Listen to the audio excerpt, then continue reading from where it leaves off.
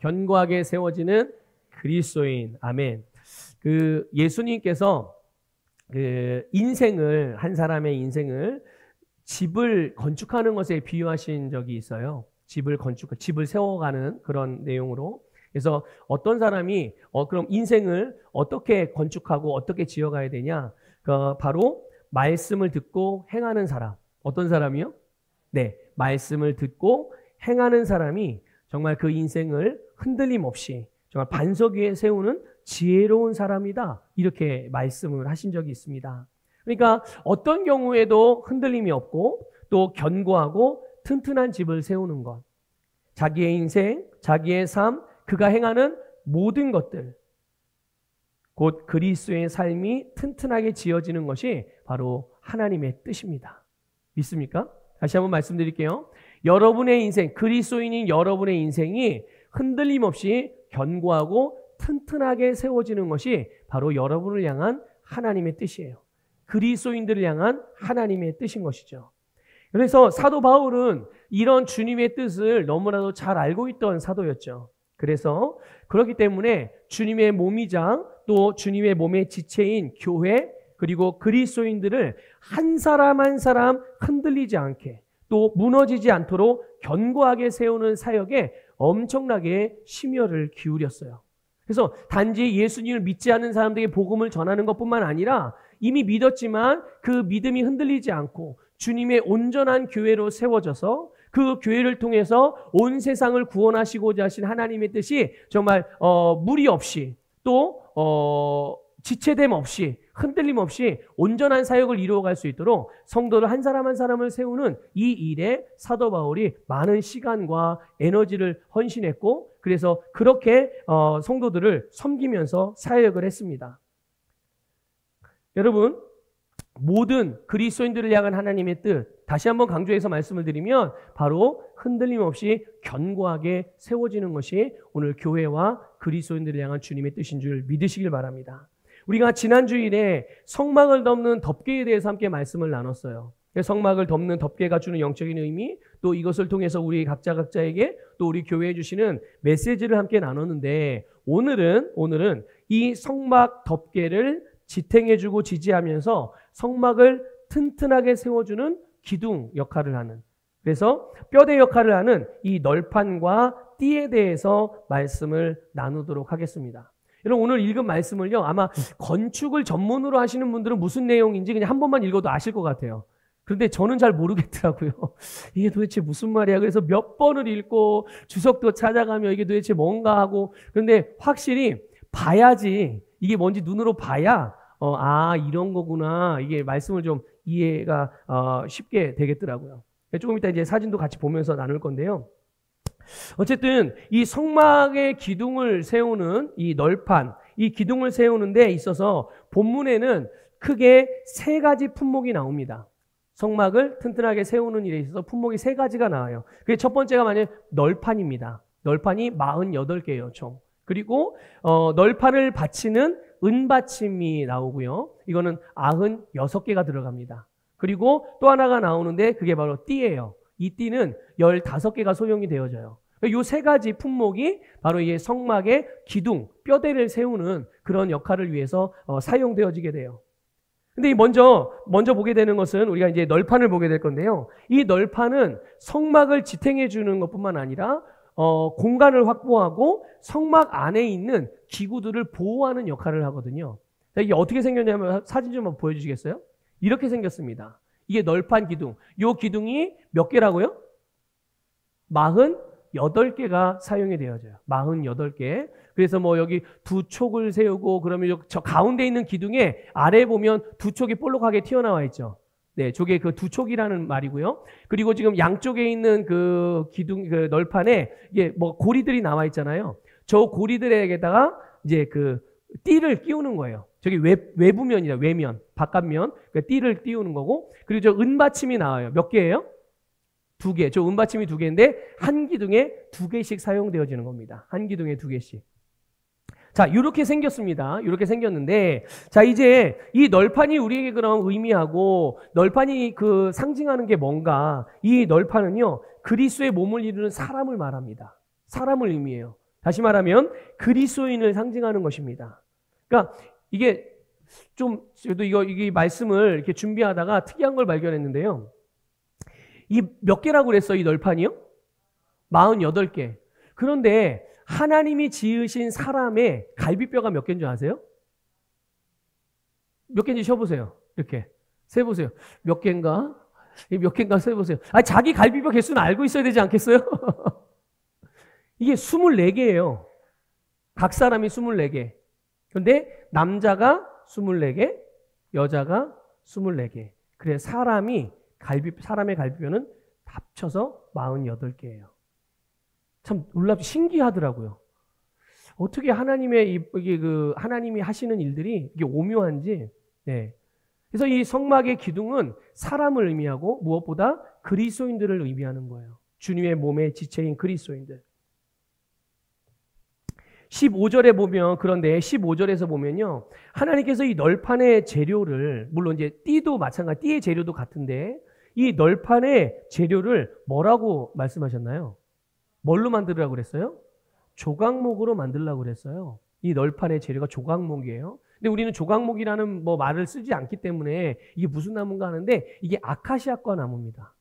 아카시아과 나무인데 이 나무는 어떤 백향목이나 또 잣나무. 여러분 솔로몬이 성전을 지을 때 어떤 나무로 지은지 아세요?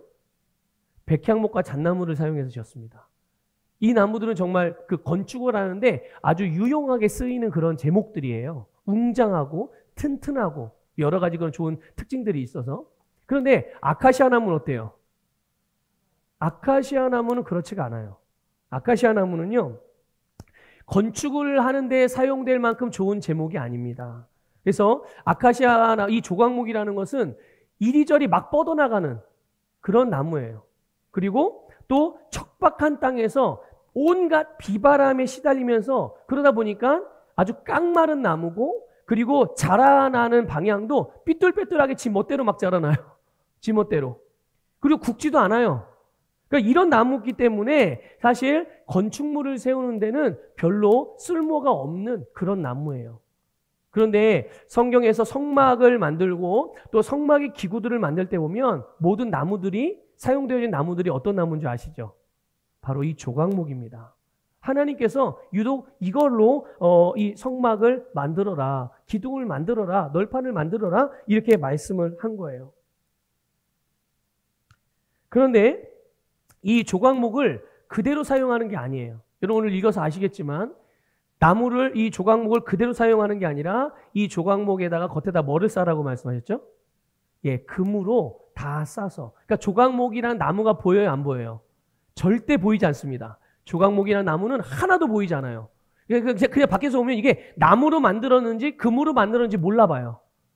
그래서 모든 것들을 나무가 하나도 보이지 않게 다 금으로 사방을 쌉니다. 여러분 그렇게 해서 바로 하나님께서 임재하시는 하나님의 성막이 되고 성전이 되는 것을 여러분들 기억하시길 바라요. 여기서 바로 여러분 우리는요, 우리의 인생을 향한 하나님의 시선을 발견하게 돼요. 하나님의 시선. 여러분을 하나님이 어떻게 보고 계신가? 오늘 나를 하나님이 어떻게 보고, 옆에 계신 분들 보세요. 어떻게 보이세요? 앞뒤를 좀 보세요. 어떻게 보이십니까? 멋있고 예쁘고 그렇게 보이세요? 그렇게 보여야 됩니다. 그렇게 보이셔야 됩니다. 우리는 그러한 자이니까. 네. 자, 하나님의 시선을 이제 좀 한번 생각해 볼 거예요. 하나님께서 우리를 어떻게 보고 계신가? 여러분, 하나님은 오늘 거듭난 그리스도인들을 예수 그리스도를 통해서 보십니다. 누구를 통해서 보신다고요? 그러니까 하나님은 좀 이렇게 표현하긴 그렇지만 안경을 끼고 계세요. 안경을. 근데 그 안경의 이름이 예수 그리스도예요. 그래서 모든 것들을 예수 그리스도를 통해서 보신단 말이죠. 그래서 모든 사람의 인생이 어떤 상황과 환경을 만나도 그런 것과 상관없이 견고하게 설 수 있는 최고의 모습. 여러분이 가장 최고의 모습으로 변한, 마치 그리스도의 장성한 분량에 이르는 그런 모습, 이게 하나님이 여러분을 향하여 보고 계신 시선이라는 것을 기억하시길 바랍니다. 그래서 그리스도인이 흔들림 없이 전진하고 승리하는 삶을 또 하나님께서 우리를 위하여 계획하신 그 계획의 최대치를 살아가는 모습, 이것이 우리를 향한 하나님의 시선이라는 것을 믿으시길 바랍니다. 여러분, 그렇다면 하나님의 시선이 그렇다면 그럼 나는 나를 어떻게 봐야 될까요? 여러분은 여러분 스스로를 어떻게 봐야 될까요? 하나님과 같은 시선으로 보셔야 됩니다. 왜냐하면 그게 하나님께서 여러분들을 낳으신 아버지시고 그 하나님께서 아버지 하나님과 동일한 시선을 가지고 동일한 모습으로 바라볼 때 하나님께서 우리를 그 방향으로 인도하신다는 것을 기억하시길 바라요. 그럼 나만 나를 그렇게 봅니까? 아니죠. 내 옆에 있는 분들도. 우리는 연약함과 부족함이 있지만 그러나 하나님이 우리를 보시는 시선은 항상 최고의 삶을 보세요. 최고의 가치 있는 모습을 보시기 때문에 우리의 시선도 다른 사람을 바라볼 때 바로 예수 그리스도 안에서 보는 거예요. 그분 안에 계신, 내 앞에 있는 분 안에 계신 예수 그리스도. 그분이 어떤 분이세요? 그분이 어떻게 생겼을까요? 지금 옆에 있는 이런 블라인드에 있는 것처럼 이렇게 생겼을까요? 물론 이렇게 생기진 않으셨어요. 성경을 보게 되면 예수님 엄청 못생겼습니다.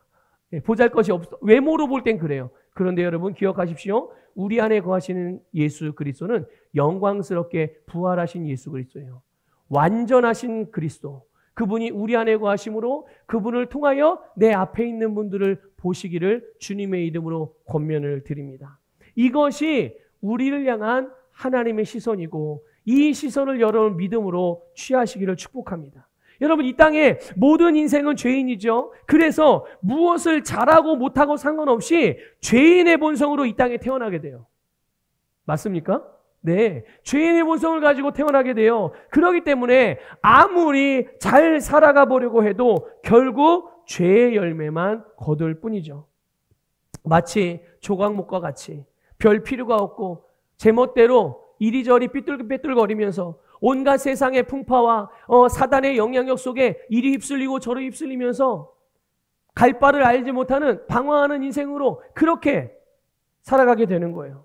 그래서 별 필요도 없고 보잘것 없고 각자 나름대로는 열심히 좋은 삶을 위해서 노력하고 애쓰지만 의롭게 살고 의미 있는 삶을 살기 위해 노력해도 결국은 죄를 더하는 삶을 사는 것밖에 안 돼요. 그런데 여러분 하나님께서는요 모든 죄인들에게 하나님의 소원을 두고 계획하신 것이 있었어요. 모든 죄인들에게요. 그것이 무엇이냐? 바로 그들 안에 하나님이 들어가 사시는 거예요. 이거를 하나님이 모든 인생에게 계획을 하시고 모든 인생 가운데 하나님이 임재하시면서 그들 안에 거하셔서 그들과 함께 더불어 먹고 마시고 함께 행하는 그것을 하나님은 그리고 있었고 그런 모습으로 모든 죄인들을 바라보시는 거죠. 그래서 그 사람들을 하나님의 집을 삼으셔서 그들 속에 거하며 그들과 함께 사시는 것을 하나님이 꿈꾸신 거예요. 그런데 이것이 모든 사람이 오늘 우리가 가장 행복하고 성공적인 삶을 살아갈 수 있는 비결이기도 한 것입니다. 주님이 우리 안에 거하실 때 우리가 누구든지 어떤 사람이든지 하나님이 그 안에 거하고 그가 하나님 안에 거하고 하나님과 함께 사는 사람, 그 사람이 가장 성공적인 삶을 살아가며 하나님께서 그 인생에 계획하신 최고의 삶을, 승리의 삶을 살아가는 비결이라는 것을 믿으시기를 주님의 이름으로 축복합니다. 그래서 우리가 주님의 몸의 지체로서 우뚝 세워져서 내 자리, 나의 위치에서 주님께서 살라고 하신 삶을 최대치로 살 수 있게 해주신 비결. 그것은 바로 조각목과 같은 우리의 인생이 여러분 금으로 쌓이는 거예요. 금으로 쌓이는 것입니다. 우리의 모습은 하나로 보이지 아니하고 오직 우리를 통해서는 예수 그리스도의 모습만 나타날 수 있도록. 여러분 금은 믿음을 의미하는 것입니다. 금은 여러분 믿음을 의미하는 거예요. 아무리 조각목과 같은 인생이라 할지라도 어떤 종류의 죄인이라 할지라도 예수 그리스도를 믿으면 그 사람은 하나님의 자녀로 거듭날 뿐만 아니라 하나님이 거하시는 하나님의 집이 되고 또 그런 하나님의 거하시는 하나님의 집이 믿음으로 살아가게 될 때 의인의 삶의 방식인 믿음으로 그리스도의 삶의 방식인 믿음으로 살아갈 때 그는 그리스도의 몸의 지체로서 견고하게 세워지게 되는 줄 기억하시기를 축복합니다. 여러분 골로새서 3장 23절은 이렇게 말씀하고 있습니다. 무슨 일을 하든지 마음을 다하여 주께 하듯 하고 사람에게 하듯 하지 말라. 무슨 일을 하든지 마음을 다하고 주님께 하듯 해라. 우리가 주님께 나아갈 때, 또 우리가 주님을 섬긴다고 할 때, 여러분 우리는 오직 믿음으로만 나아가고 믿음으로만 섬긴다는 것을 기억하시길 바라요. 여러분 우리가 주님의 몸된 교회 안에서 주님의 몸을 섬기고 그 몸이 튼튼해지고 온전해지기 위하여 봉사의 직분을 따라 각자의 부르심을 따라 섬기려고 할 때, 거기에 내 감정과 내 경험과 내 지식과 나의 인간적인 의지, 또 인간적인 어떤 바램들, 인간적인 기대, 이걸로 주님을 섬기지 않는다는 얘기예요.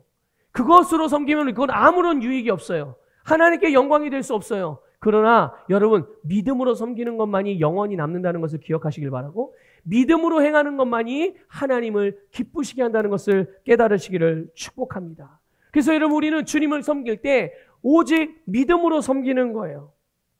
그렇듯이 우리가 무슨 일을 하든 누구를 대하든 우리는 그리스도의 몸이자 지체죠. 그래서 예수 그리스도께서 우리 안에 거하세요. 예수 그리스도를 믿는 믿음이 하나님의 소원이 실제가 되게 하는 줄 믿으시기를 축복합니다. 하나님의 소원이 뭔데요? 아까 말씀드렸죠? 우리 안에 거하시는 것.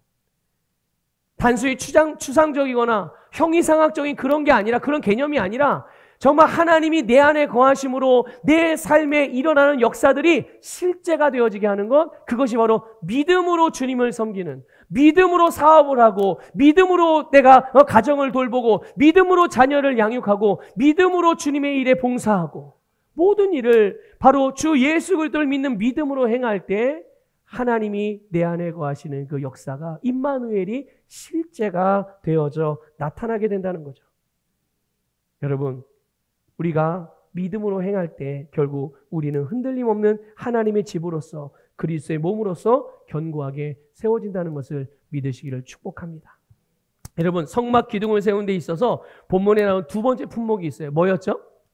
두 번째 품목은 바로 은받침이에요. 은받침. 은받침이나 이게 19절, 21절, 25절에 나오는데요. 아까 잠깐 말씀드렸지만 이 은받침은 널판 하나에 몇 개씩 사용되어진다고요? 예, 2개씩. 그래서 총 96개가 사용이 되어지는데요. 이 은받침은 어떤 역할을 하냐면 널판을 이 흔들리지 않고 이게 고정시킬 때, 땅에다 이렇게 딱 고정시킬 때 맨 바닥에 직접 이 기둥을 심는 게 아니라, 기둥을 직접 박는 게 아니라 이 그 은받침 위에다가 이렇게 세우게 되는 거예요. 자, 여러분 성경에서요, 은은 여러분 희생의 대가, 대속을 의미해요. 그래서 구약에 보면요, 요셉이 뭐 역사적으로 실존했던 인물이기도 하고, 또 요셉이 영적으로 의미하는 바는 바로 예수 그리스도의 모형이거든요. 요셉이 예수 그리스도의 모형으로 나와요. 그런데 이 요셉이 어릴 때 형들에 의해서 어떻게 됩니까? 팔려간단 말이죠. 얼마에 팔려가는 줄 아세요? 은 20에 팔려갑니다. 은 20에 팔려가요. 그래서 이스마엘 노예상에게 은 20에 팔려가게 돼요. 얼마나 비참합니까? 얼마나 열받고 얼마나 억울하고, 그렇죠? 아마 요셉 입장에서 그런 마음이 들 수도 있죠. 아니, 자기 형들한테 팔려가는데, 그리고 형들이 아버지에게 가고는 뭐라고 말해요? 짐승이 물어 죽였다. 다 잡아먹었다. 그래서 피 묻은 옷만 남았다. 정말 기가 막힌 일이 벌어지는 거예요. 자, 그런데 이후에 어떻게 됩니까? 여러 가지 요셉이 우여곡절을 겪기도 하지만 하나님께서 함께 하심으로 요셉의 삶은 형통했어요. 그리고 나서 최후에는 어떤 일을 하게 됩니까? 요셉의 아버지가 누구예요? 야곱이에요. 야곱. 예. 그리고 요셉의 아버지를 비롯해서 그 형들이, 그들이 원래 살고 있던 지역이 극심한 가뭄이 듭니다. 엄청난 흉년을 맞이하게 돼요. 그래서 그 땅의 모든 백성들이 다 큰 고통에 빠지게 됩니다. 그런데 그들이 구원을 받게 돼요. 요셉의 아버지였던 야곱도 그렇고, 그 형들도 그렇고, 그 야곱의 집에 살고 있던 모든 사람들과 모든 가축들이 그 뭐 주인이든 종이든 상관없이 다 구원을 받아요. 그리고 구원받는 것뿐만 아니라 하나님께서 야곱에게 약속하셨던, 근데 그 약속은 야곱에게만 약속한 게 아니라 원래 야곱의 선조였던 아브라함 때부터 하나님이 약속하신 약속이었어요. 그게 뭡니까? 바로 모든 민족이 너를 통하여 복을 얻을 것이다라는 약속이에요. 근데 그 약속이 바로 이루어지게 되어지는 역사가 요셉을 통해서 이루어지게 돼요. 요셉의 가문만, 요셉의 형제들만, 요셉 부모만 구원받는 게 아니라 모든 민족이 이 요셉을 통해서, 요셉의 지혜로운 이 처신을 통해서, 지혜로운 결단과 결정을 통해서, 지혜로운 계획을 통해서 여러분 애굽을 비롯해서 그 주변의 모든 나라가 흉년을 극복하는 그런 구원의 역사가 일어나게 돼요. 여러분, 예수님께서도 당신의 제자였던 가룟 유다의 손에 의해서 팔려가잖아요. 얼마에 팔리죠? 네, 은 30에 팔리거든요. 그래서 그 은 30에 팔려서 십자가에서 죽으시고 장사되시고 부활하셨고 승천해서 하나님 우편에 앉으신 줄 믿습니다. 놀랍게도 그런데 그 은 30에 팔리신 예수님을 통해서 어떤 일이 벌어졌습니까? 온 인류가 구원받는, 아니 구원받는 것에서 끝나는 것이 아니라 온 세상을 구원하는 하나님의 뜻을 이루어가는 주님의 몸이 되고 지체가 되어지고 교회가 된 줄 믿으시기를 주님의 이름으로 축복합니다. 바로 은 30에 팔려가는 사건을 통해서 온 인류에게 속량이 이루어지게 되는 거예요. 그러니까 주님의 몸의 지체인 그리스도인들 한 사람 한 사람은 그의 삶의 터전, 그 삶의 기반이 이 땅이 아니라는 것을 반드시 기억하시길 바랍니다. 우리의 삶의 기반은 이 세상이 아니에요. 아까 말씀드렸죠. 여러분, 기둥을, 이 널판을 그냥 땅에, 그냥 흙이 있는 땅에다가 바로 꽂은 게 아니에요. 이 은 받침 위에 세워서 이 기둥이 세워졌단 말이죠.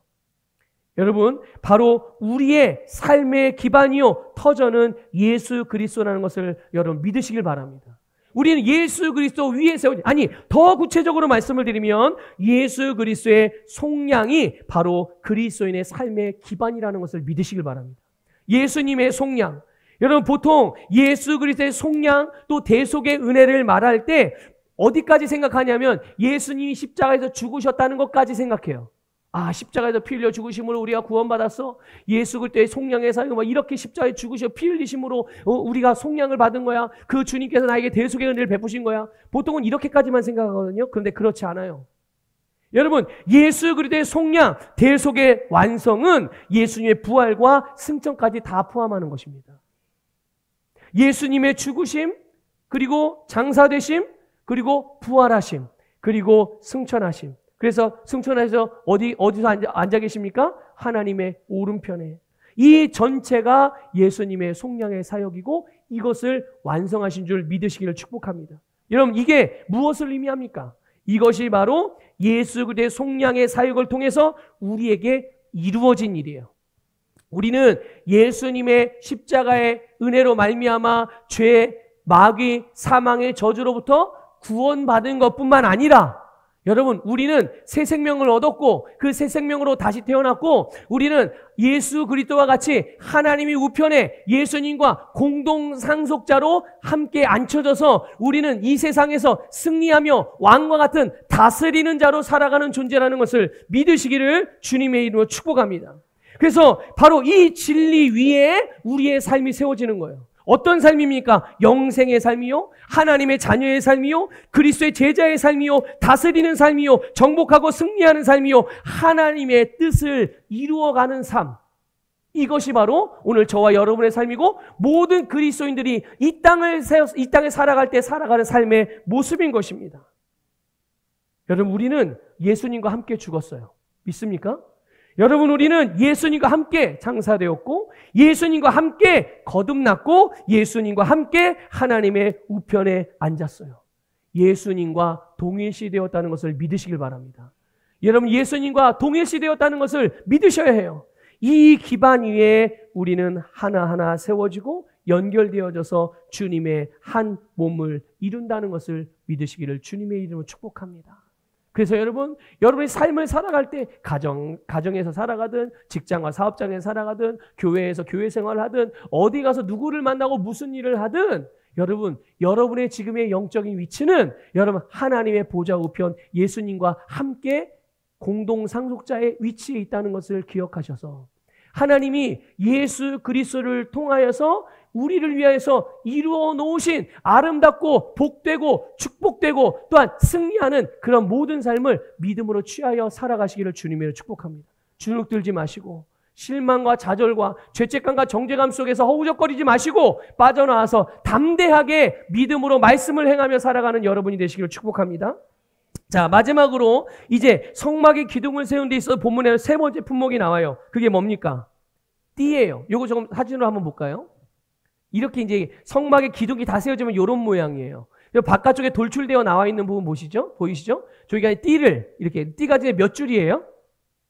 4줄이죠. 근데 저 2줄 아래 보면 가운데에 중심에 또 그 줄이 하나 더 들어가요. 근데 이거는 어떻게 설치하는 거냐면 다음 그림 좀 보여주세요. 이렇게 설치하는 겁니다. 바깥쪽에 나와 있는 고리에다가는 그 줄들을 이렇게 하나씩 4줄을 끼우고 밖으로 보이진 않지만 그 널판의 가운데를 구멍을 뚫어가지고 거기를 통과시켜서 나머지 하나의 띠는 그렇게 해서 결국은 어떻게 되는 거예요? 이 성막의 모든 널판들이 틈이 벌어지지 아니하고 완전히 하나가 되어져서 철저하게 고정되어지고 아주 견고하게 세워진 흔들림이 없는 완벽하게 정말 온전한 건축물이 되어 하나님의 집으로 세워지는 것이죠. 그래서 외부의 어떤 환경 가운데도 흔들리지 않고 굳게 서 있는 성막이 될 수 있게 하는 것이 바로 이 띠가 하는 역할이란 말이죠. 그런데 여러분 골로새서 3장 14절에 보면 이 띠를 뭐라고 말했는지 한번 볼까요? 같이 읽어보겠습니다. 골로새서 3장 14절입니다. 같이 읽을게요. 시작. 이 모든 것 위에 사랑을 더하라. 이는 온전하게 매는 띠니라. 아멘. 여러분 이 띠가 뭐라고요? 네, 이 띠가 바로 사랑이에요. 오늘 이 신약교회 그리스도의 몸의 지체인 우리가 하나님의 집으로서 온전하게 견고하게 세워진 전혀 틈이 보이지 않고 그리고 어떤 비바람과 풍파에도 무너지지 않고 흔들리지 않고 견고하게 서 있을 수 있는 여전히 아무리 세파가 불어도 여전히 그리스도의 몸이요 하나님의 집으로 세워질 수 있는 그렇게 하는 역할을 하는 것이 바로 사랑이라는 것을 말씀하고 있는 거예요. 여러분 우리가 각기 그리스도의 몸의 지체로서 주님의 몸을 이루고 있다고 하더라도 그리스도의 본성이며 동시에 하나님의 본성인 사랑으로 기능하지 않으면 그것은 온전할 수 없어요. 작은 바람에도 작은 흔들림에도 무너질 수밖에 없는 것입니다. 그러나 여러분 이 48개의 널판과 또 96개의 받침이 온전히 하나가 되어져서 성막의 기둥이 하나님의 집으로서 온전하게 기능할 수 있는 것. 모든 널판들을 안팎을 결속하고 묶고 연결하고 관통하는 띠, 곧 사랑의 띠로 하나가 될 때, 이 사랑으로 기능하게 될 때 그 집은 하나님의 집으로서 온전하게 기능할 수 있는 줄 믿으시길 바랍니다. 여러분이 주님의 몸의 지체로서 온전한 견고한 인생이 되기를 원하십니까? 우리 안산 서부교회가 여러분 온전한 하나님의 집으로서 여러분 그렇게 기능하기를 원하십니까? 네. 여러분 사랑으로 살아가시기를 주님의 이름으로 축복합니다. 여러분 갈라디아서 5장 6절에서는요 사랑으로 역사하는 믿음만이 온전하다는 것을 말씀해 주고 있어요. 같이 읽어볼게요. 시작. 그리스도 예수 안에서는 할례나 무할례나 효력이 없으되 사랑으로서 역사하는 믿음뿐이니라. 아멘. 사랑으로 역사하는 믿음. 이것이 바로 오늘 모든 성도들 한 사람 한 사람을 주님의 몸으로 하나 되게 만들어주는 그런 놀라운 능력임을 말씀해주고 있는 거예요. 여러분 예수 그리스도 안에서 거듭난 모든 그리스도인에게는 사랑이 부어져 있습니다. 어떤 사랑이죠? 어떤 사랑이에요? 하나님의 사랑이에요. 아가페 사랑이고 무조건적인 사랑이고 주는 사랑이에요. 항상 다른 사람을 위하는 그런 사랑이에요. 모든 그리스도인에게 오늘 저와 여러분에게도 이 사랑이 부어져 있음을 믿으시기를 바랍니다. 그래서 그 사랑이 우리의 속에서부터, 우리의 심령에서부터 우리의 생각과 말과 행동으로 흘러나와서 우리가 속한 주님의 몸의 또 다른 지체들에게 섬김과 나눔으로 나타나게 되기를 바라요. 그 사랑이 바로 주님의 몸을 더욱 견고하고 튼튼하게 만들 뿐만 아니라 그 안에서 우리는 하나님을 섬기는 일, 또 하나님의 뜻을 이루어가는 일에 있어서 온전하게 행할 수가 있게 되는 거예요. 여러분, 아무리 우리가 겉으로 드러나는 어떤 프로그램이나 뭐 이런 교회의 어떤 그런 그 계획들을 이루고자 할 때 겉으로 뭐 휘황찬란하고 거대해 보이는 것 아무리 결과물을 낸다고 하더라도 그것이 여러분 사랑으로 기능하여 사랑으로 만들어지는 것들이 아니면 그건 온전한 것이 될 수 없어요. 물론 사람이 보기에는 거대해 보이고 대단해 보이고 훌륭해 보여서 박수 쳐줄 수는 있을지 몰라요. 그러나 하나님이 보실 때는 그것은 아무런 유익이 없어요. 하나님의 그 역사하고는 아무런 상관이 없게 되는 거예요. 여러분, 사랑으로 역사하는 믿음만이 여러분 우리 모두를 하나 되게 하고 주님의 몸으로서 하나님의 성전으로서 여러분 온전하게 기능하게 한다는 것을 믿으시기를 축복합니다. 그래서 여러분 오늘 우리가 함께 나눈 이 성막의 널판과 또 은받침과 이 띠가 주는 영적인 의미들을 여러분 항상 묵상하심으로 우리 자신 한 사람 한 사람이 그렇게 하나님의 성전, 하나님의 집, 하나님이 일으키시는 주님의 몸으로서 여러분 아름답게 온전하게 기능하며 살아가시기를 주님의 이름으로 축복합니다.